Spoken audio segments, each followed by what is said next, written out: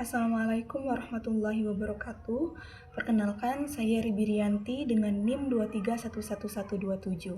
Pada kesempatan kali ini, saya akan membuat sebuah video untuk memenuhi tugas mata kuliah pengembangan kurikulum pendidikan agama Islam. Langsung saja untuk soal yang pertama. Apa saja faktor penyebab pergantian kurikulum pendidikan agama Islam di Indonesia? Apakah perubahan tersebut didasarkan pada kebutuhan peserta didik atau hanya sekedar mengikuti arus kebijakan formal saja? Kemukakan pendapat Anda beserta alasan yang ilmiah. Jadi, faktor penyebab pergantian kurikulum pendidikan agama Islam di Indonesia dan alasannya secara ilmiah ini disebabkan oleh berbagai faktor yang mempengaruhinya, seperti perkembangan zaman dan teknologi. Dalam dunia pendidikan, harus menyesuaikan diri dengan perubahan sosial, budaya, dan teknologi, agar materi pendidikan agama Islam tetap relevan dengan kehidupan modern yang sedang dirasakan sekarang ini oleh peserta didik. Kemudian, perubahan kebutuhan peserta didik. Kurikulum baru diharapkan mampu untuk menumbuhkan karakter, akhlak, dan keterampilan berpikir kritis bagi peserta didik, bukan hanya kemampuan dalam menghafal materi agama saja. Kemudian, kebijakan pemerintah dan tuntunan globalisasi. Pemerintah melalui Kementerian Agama dan Kemendikbud terus memperbaiki kurikulum agar sejalan dengan standar pendidikan nasional dan internasional.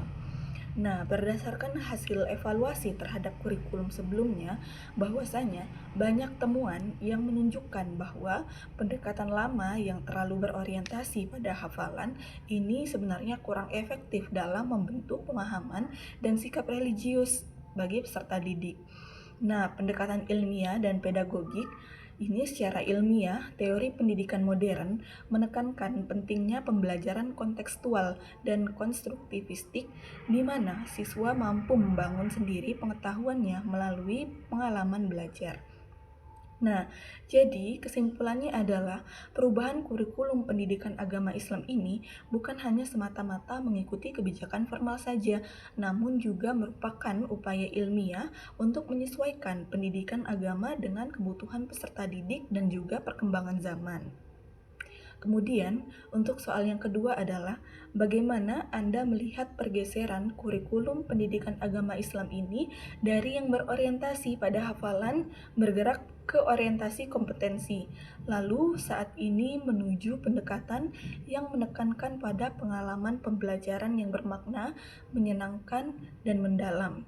Kemudian, menurut Anda, apa dampaknya terhadap Anda sebagai calon guru PAI? Jadi, pandangan saya terhadap pergeseran kurikulum pendidikan agama Islam dari orientasi hafalan ke orientasi kompetensi, serta dampaknya bagi calon guru PAI ini yang berorientasi hafalan menuju orientasi kompetensi ini merupakan langkah yang positif dan juga relevan. Mengapa? Karena pendekatan kompetensi dan menekankan kemampuan untuk peserta didik dapat memahami, kemudian menghayati, serta mengamalkan nilai-nilai dalam kehidupannya sehari-hari, bukan hanya sekedar mengingat ayat atau hadis saja.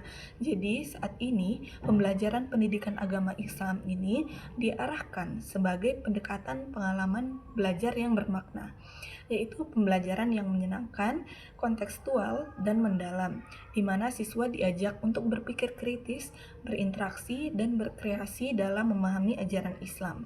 Nah, saya sebagai calon guru pendidikan agama Islam ini berpendapat bahwa perubahan ini berdampak besar karena guru dituntut untuk menjadi fasilitator yang kreatif, inovatif, dan reflektif.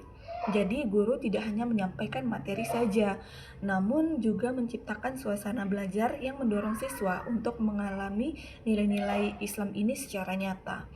Nah, hal ini juga menuntut calon guru untuk terus belajar dalam menguasai strategi pembelajaran aktif serta memiliki kemampuan pedagogik dan spiritual yang seimbang. Dengan demikian, pergeseran ini memperkuat peran guru pendidikan agama Islam sebagai pembimbing moral dan spiritual yang mampu menanamkan nilai Islam secara aplikatif dan kontekstual dalam kehidupan peserta didik. Mungkin hanya ini yang dapat saya sampaikan pada video kali ini. Apabila terdapat kata atau yang kurang berkenan, saya mohon maaf. Saya akhiri. Wabillahi taufiq wal hidayah. Wassalamualaikum warahmatullahi wabarakatuh.